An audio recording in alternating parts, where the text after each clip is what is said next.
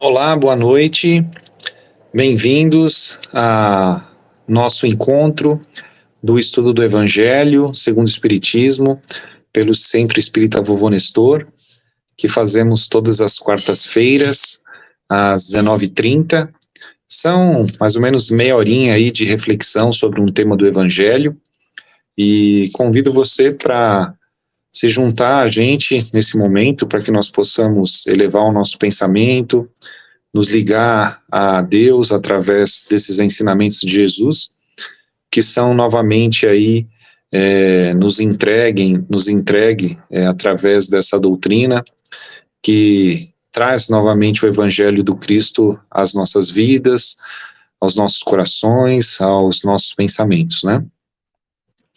E para que a gente possa iniciar, então eu convido a todos para que nós possamos fazer uma prece. E assim, busquemos fechar os nossos olhos, tranquilizar os nossos pensamentos, o nosso coração, para que possamos perceber a presença do nosso anjo guardião ao nosso lado, desses bons fluidos, desses bons pensamentos que nos são enviados do plano maior, e que eles possam nos inspirar nessa noite, nessa reflexão. Agradecemos ao amparo que nos é dado a cada momento, em cada etapa, em cada situação de nossas vidas, rogando sempre que essa ajuda nos faça refletir, para que consigamos tomar as melhores resoluções e assim buscarmos sempre realizar um plantio de amor, de paz, de serenidade em nossas vidas. Agradecemos a nosso Mestre Jesus, que é o nosso guia, o nosso modelo, ao qual devemos nos esforçar para imitar no nosso dia a dia, as nossas atitudes, buscando sempre perdoar aqueles que nos ofendem, orar por aqueles que muitas vezes nos caluniam, como Jesus nos ensinou, amando o próximo como a nós mesmos, assim, amando ao nosso Pai maior. E assim também agradecemos a Deus que nos deu o dom da vida, que nos propicia as oportunidades para que possamos sempre aprender, para que possamos nos renovar, para que possamos crescer espiritualmente, por tudo aquilo que Ele nos concede, agradeçamos e façamos a prece, buscando louvá-lo, buscando rogar, buscando enfatizar aquilo que Deus é para nós e o que precisamos em nossas vidas. Pai nosso que estais no céu, santificado seja o vosso nome, Senhor. Venha a nós o vosso reino, de paz, de amor, de misericórdia. E seja feita a vossa vontade, assim na terra, como ela é feita no céu. O pão nosso, material, espiritual de cada dia, dá-nos hoje, Senhor. Perdoa as nossas dívidas, assim como nós perdoamos os nossos devedores. E não nos deixa cair em tentação. Livra-nos do mal, daquele mal que brota dentro de nosso próprio coração. Que assim seja, graças a Deus. Obrigado, então, Senhor, e vamos realizar, então, o Evangelho dessa noite, que está baseado no capítulo 4 do Evangelho segundo o Espiritismo, capítulo 14, que tem um subtítulo Honra a teu pai e a tua mãe. E hoje a gente vai estar estudando, então, o item 9, que é uma mensagem, né, instrução dos espíritos, ditada por Santo Agostinho, espírito de Santo Agostinho, em Paris, no ano de 1862. E o título da mensagem é A Ingratidão dos Filhos e os Laços de Família. Então ele começa dizendo aqui, né? A ingratidão é um dos frutos mais imediatos do egoísmo e revolta sempre os corações virtuosos. Mas a dos filhos para com os pais tem um sentido ainda mais odioso. É desse ponto de vista que a vamos encarar mais especialmente para analisar-lhe as causas e os efeitos. Nisto, como em tudo, o Espiritismo vem lançar luz sobre um dos problemas do coração humano. Quando o espírito deixa a terra, leva consigo as paixões ou as virtudes inerentes à sua natureza e vai no espaço aperfeiçoar-se ou estacionar, até que deseje esclarecer-se. Né? Então, ele está dizendo aqui, né, que assim que o nosso corpo morre, né, nós desencarnamos e retornamos, então, ao espaço, né, ou ao mundo espiritual, né, onde nós vamos continuar nossa vida no estado de espíritos, né, buscando nos aperfeiçoar, ou dependendo da nossa condição, dependendo da nosso estado de espírito, a gente pode estacionar, né, lá, não ir nem para frente nem para trás, ficar muitas vezes no ócio ou na revolta, né. E ele continua, né. Alguns, portanto, levam consigo ódios violentos e desejos de vingança. A alguns deles, porém, mais adiantados, é permitido entrever algo da verdade, reconhecem os funestos efeitos de suas paixões e tomam, então, boas resoluções. Compreendem que, para se dirigirem a Deus, só existe uma senda, a caridade. Mas não a caridade sem esquecimento das ofensas e das injúrias. Não a caridade com ódio no coração e sem perdão. Então, muitas vezes, né, como ele diz, né, nós desencarnamos, né, continuamos a nossa vida no mundo dos espíritos, mas nós levamos para lá os sentimentos, né, aquilo que a gente nutriu na nossa vida enquanto estávamos encarnados, né, e muitas vezes a gente acaba levando o ódio, né, acaba levando o desejo de vingança, acaba levando a tristeza, a mágoa, aquilo que a gente acabou cultivando na nossa vida, né. Não é porque a gente deixa o corpo de carne que a gente vai ser diferente de quem a gente realmente é, a nossa essência, né, o nosso espírito, né. Mas para aqueles que já conseguiram se adiantar um pouco, né, aqueles que já conseguiram se libertar muitas vezes dessas mazelas, é possível, né, e compreendem a necessidade de seguir adiante e se melhorarem, né. E aí vem a necessidade sempre do perdão, né, de se exercer o perdão, né, de buscar ser uma pessoa caridosa e amorosa, né, para que nós possamos realmente fazer construções positivas na nossa vida, né. Então vamos continuar aqui, né.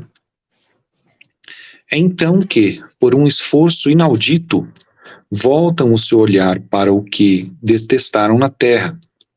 À vista deles, porém, sua animosidade desperta. Revoltam-se à ideia de perdoar, e ainda mais a de reunirem-se a si mesmo, mas, sobretudo, a de amar aqueles que lhes destruíram talvez a fortuna, a honra, a família. Não obstante, o coração desses infortunados está abalado. Eles hesitam, vacilam, agitados por sentimentos contrários. Se a boa resolução triunfa, eles oram a Deus, imploram aos bons espíritos que lhes deem força no momento mais decisivo da prova. Né? Então ele diz aqui, que muitas vezes a gente se depara nessa situação de dor, de sofrimento, né? E só de pensar muitas vezes naquelas pessoas que nos fizeram mal, né? E na necessidade de perdoar, se nós realmente não nos esforçarmos para deixar tudo aquilo que passou para trás e recomeçar as nossas vidas, reconstruir a nossa história, né? Muitas vezes a gente se sente abalado, né? Nessa necessidade de perdoar para que a gente possa limpar o nosso coração, né?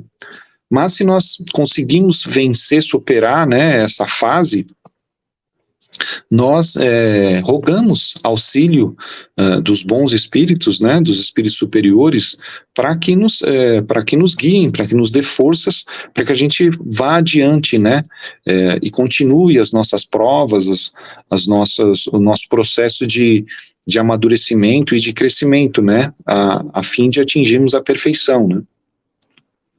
Então aí voltando, né, enfim, depois de alguns anos de meditação e de preces, o espírito se aproveita de um corpo que se prepara na família daquele que ele detestou e pede aos espíritos encarregados de transmitir às ordens supremas permissão para ir cumprir sobre a terra os destinos desse corpo que vem de se formar.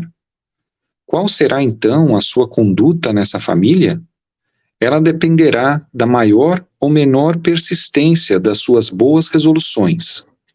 O contato incessante dos seres que ele odiou é uma prova terrível, da qual às vezes sucumbe, se a sua vontade não for bastante forte.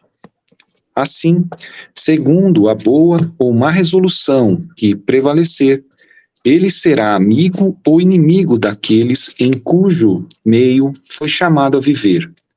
É assim que se explicam esses ódios, essas repulsas instintivas que se notam em certas crianças e que nenhum fato exterior parece justificar.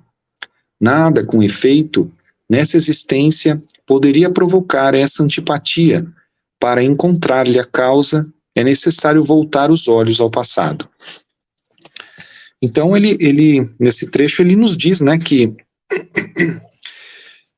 muitas vezes a gente, para continuar o nosso caminhar, né, evolutivo, a gente precisa renascer, né, reencarnar, e muitas vezes precisamos reencarnar no seio, na família, junto com aqueles que nós tivemos desavenças, né, no passado, né, que nos prejudicaram, ou que muitas vezes nós prejudicamos, porque a gente precisa, de certa forma, corrigir os nossos erros, né? Reatar aqueles laços que nós quebramos por invigilância, por ignorância, né?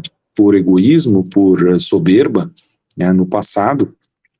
E a própria espiritualidade maior, né? Nos coloca de novo em contato com as pessoas que muitas vezes nós temos diferenças, né, para que nós possamos fazer com que o amor triunfe em nossas vidas, né. Por isso, muitas vezes a gente nasce em famílias que às vezes a gente não sente uma afinidade, né, com um filho, não sente uma afinidade com um pai ou com uma mãe, ou um pai não sente uma afinidade com um filho, com uma filha, ou irmãos não sentem afinidades, né.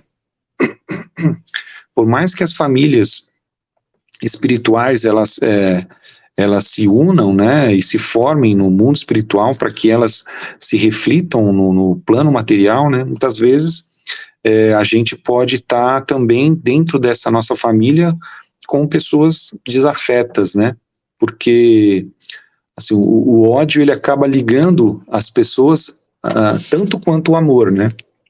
Às vezes o amor nos une, né, mas o ódio também nos une, né, um de forma positiva, um de forma elevada, um de forma sublime, e o outro ainda de forma doentia, né, e nós precisamos aplicar um remédio a fim de curar, né, esses males que muitas vezes nos afligem a alma, né, e a maioria dos males, né, quando não são nossos íntimos, de nós para conosco mesmo, são males que a gente acaba tendo para com o nosso próximo, para com o nosso semelhante, né? São males de relacionamento que nós precisamos aí consertar, né?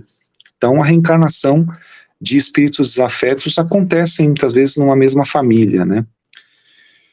Então é isso, vamos continuar aqui, né? Aí ele fala agora, né? Ó espíritas, compreendei neste momento o grande papel da humanidade.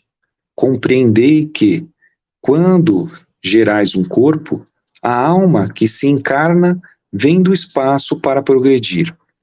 Tomai conhecimento dos vossos deveres e ponde todo o vosso amor em aproximar essa alma de Deus. É essa missão que vos está confiada, e da qual recebereis a recompensa se a cumprirdes fielmente. Vossos cuidados, a educação que lhes deres, auxiliarão o seu aperfeiçoamento e a sua felicidade futura. Lembrai-vos de que, a cada pai e a cada mãe, Deus perguntará: que fizestes da criança confiada à vossa guarda? Se permaneceu atrasada por vossa culpa, vosso castigo será o de vê-la entre os espíritos sofredores, quando dependia de vós que fosse feliz. Então, vós mesmos, carregados de remorsos, pedireis para reparar a vossa falta. Solicitareis uma nova encarnação, para vós e para ela, na qual a cercareis de mais atentos cuidados, e ela, cheia de reconhecimento, vos envolverá no seu amor. Né? Então, esse trecho aqui da mensagem, o Espírito Santo Agostinho nos diz que aquela criança que vem a nascer na nossa família, né, no nosso lar, né, como nosso filho, ela é um espírito que está reencarnando, né, e ela precisa ser educada, precisa ser instruída, precisa ser corrigida, muitas vezes, nas tendências que ela já traz, né, de outras existências corporais, né. Sua personalidade precisa ser moldada, precisa ser lapidada, né, e os pais, né, o pai e a mãe têm responsabilidade, né, sobre a criação, né, desse espírito, dessa criança, né. Então, realmente é um dever, é uma missão dos pais de educarem, né, o caráter dessa criança, de passarem valores morais, né, de construírem uma ética, né, para que ela possa se guiar na vida, né, desde cedo, né. Então, o pai e a mãe precisam estar atentos, né, e ampará-la, né, nas necessidades que ela tem,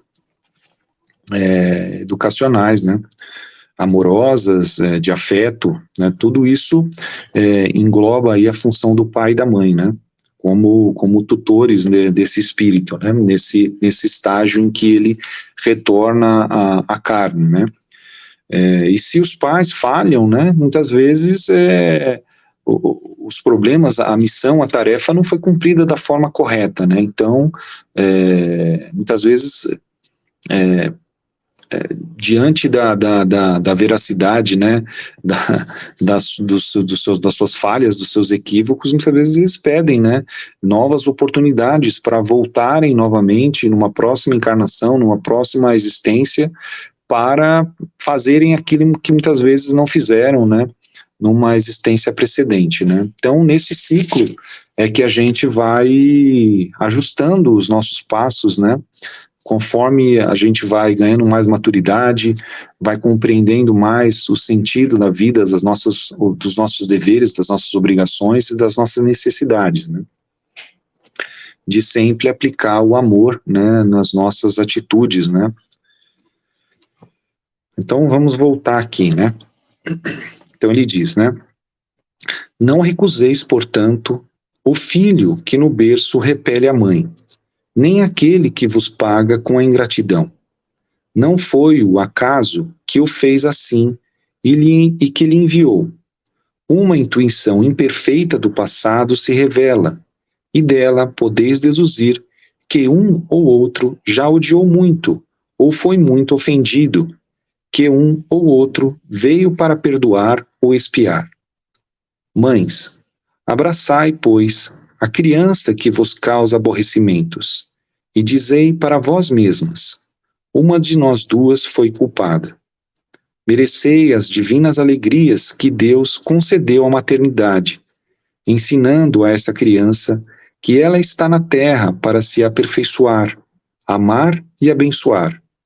Mas há muitas dentre vós, em vez de expulsar por meio da educação os maus princípios inatos, provenientes das experiências anteriores, entretêm e desenvolvem esses princípios por descuido ou por uma culposa fraqueza.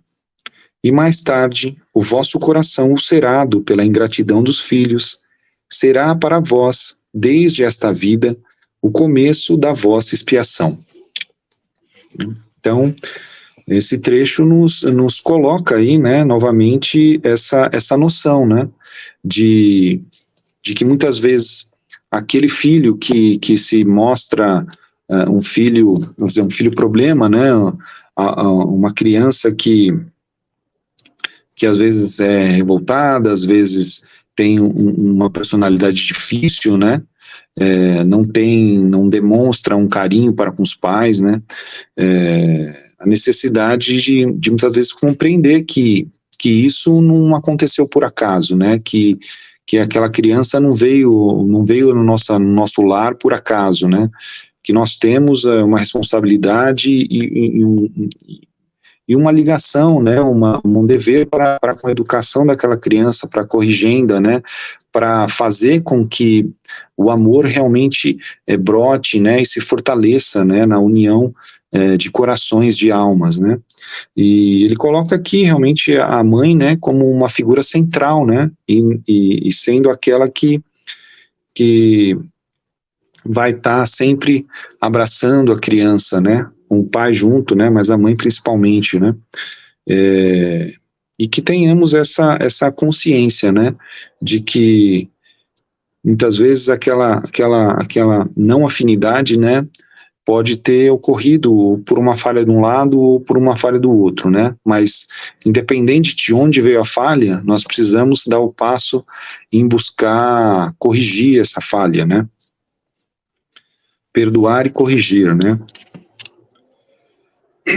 e não, muitas vezes, deixar com que, né, o mal se cresça, né, se propague, né, como ele diz aqui, né, por fraqueza culposa, por descuido, né, estejamos sempre atentos, né, e façamos o nosso melhor, né.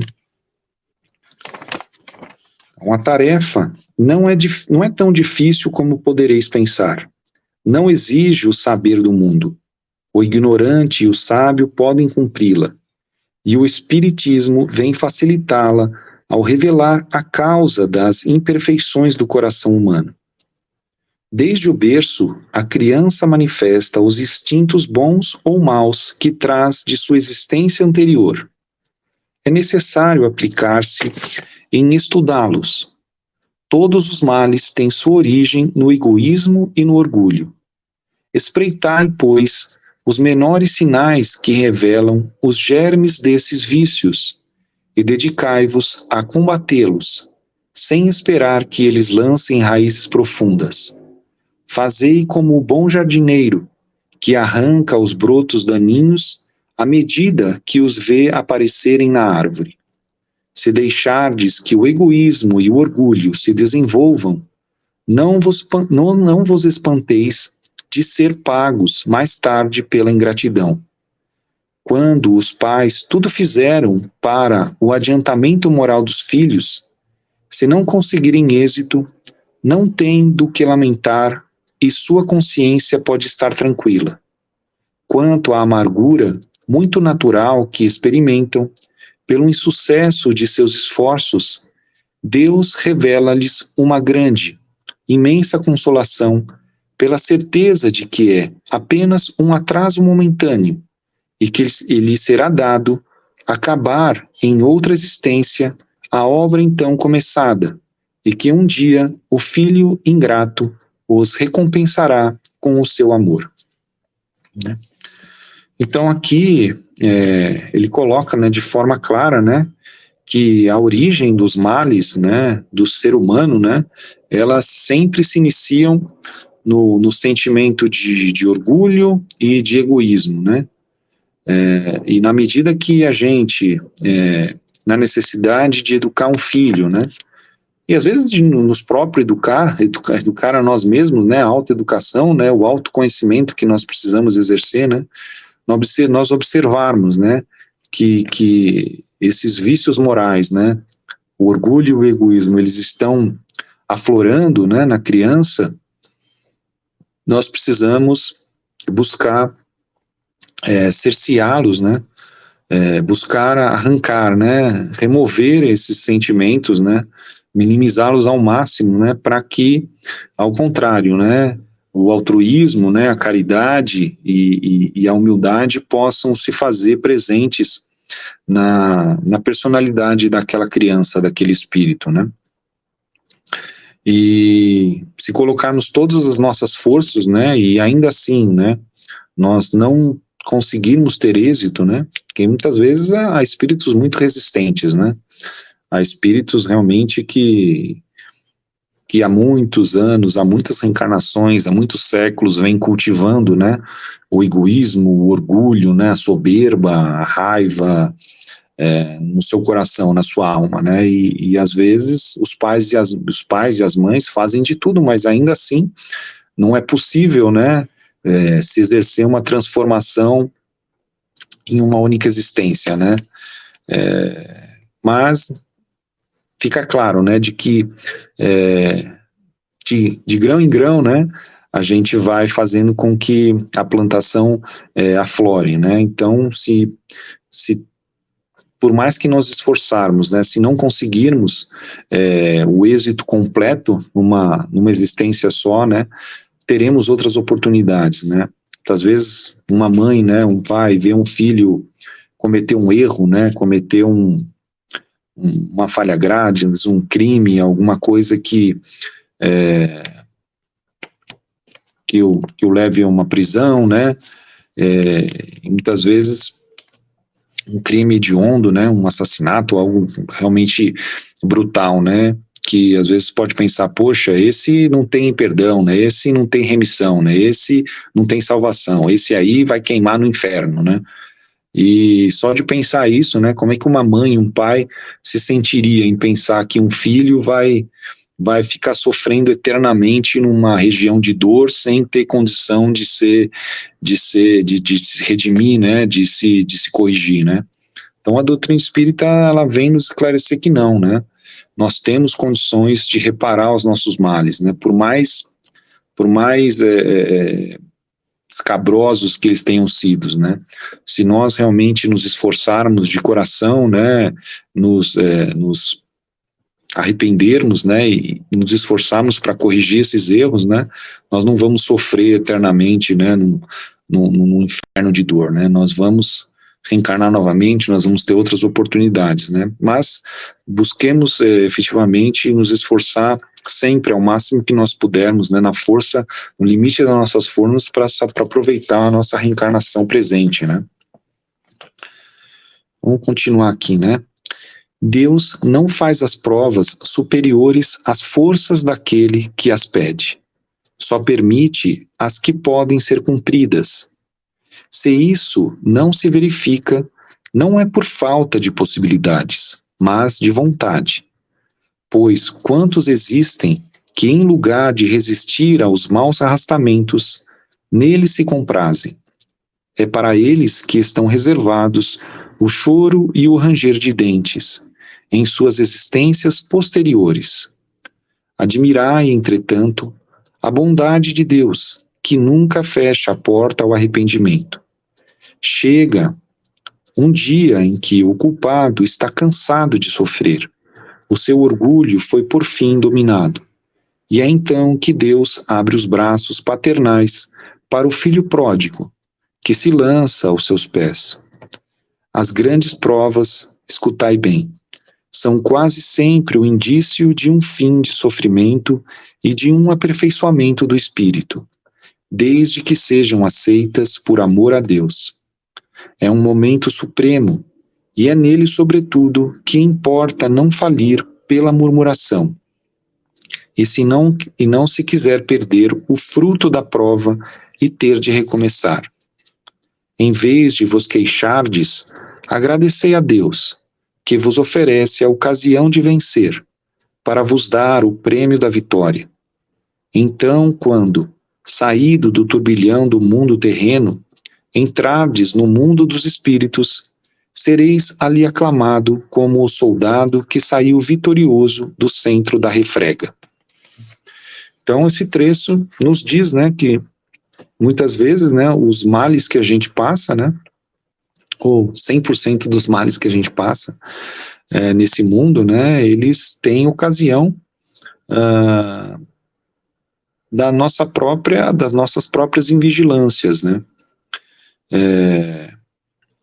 Nós passamos por diversos processos de dor, de provação, né, e muitas vezes de sofrimento, porque no passado nós realizamos uma plantação não tão boa na nossa vida, né, e nós colhemos a consequência sempre daquilo que fazemos, né.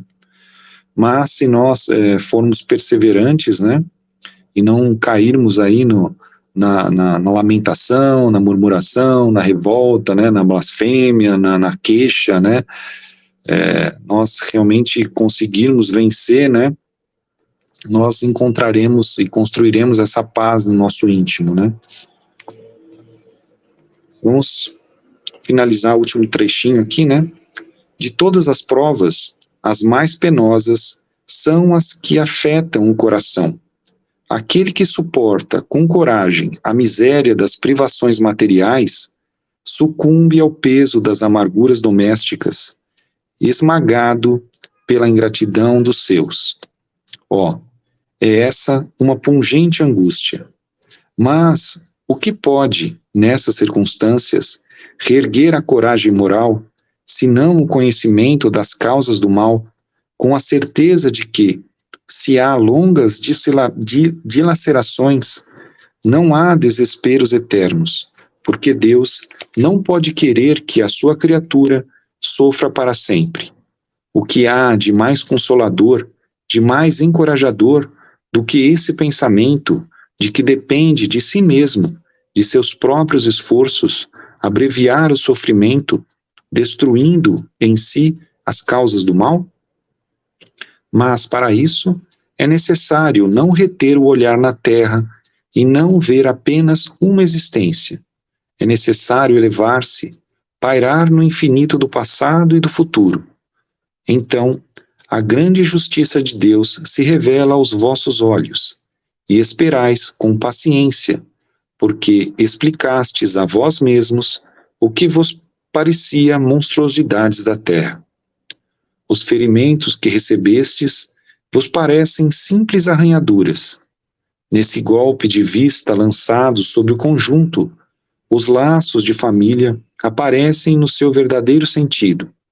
Não mais os laços frágeis da matéria, que ligam os seus membros, mas os laços duráveis do espírito, que se perpetuam e se consolidam ao se depurarem, em vez de se quebrarem com a reencarnação. Então, nessa parte aqui, ele nos diz, né, que precisamos ter a certeza, né, de que nós não sofremos sem um motivo, né, e que muitas vezes nós precisamos compreender, né, os motivos dos nossos sofrimentos, né, e que tenhamos paciência, né, tenhamos força e resignação para poder superar esses problemas, né, essas dores, né. Os espíritos cuja similitude de gostos, identidade de progresso moral e de afeição levam a reunir-se, formam famílias. esses mesmos espíritos, nas suas migrações terrenas, buscam-se para agrupar-se, como faziam no espaço, dando origem às famílias unidas e homogêneas. E se, nas suas peregrinações, ficam momentaneamente separados, mais tarde se reencontram, felizes por seus novos progressos.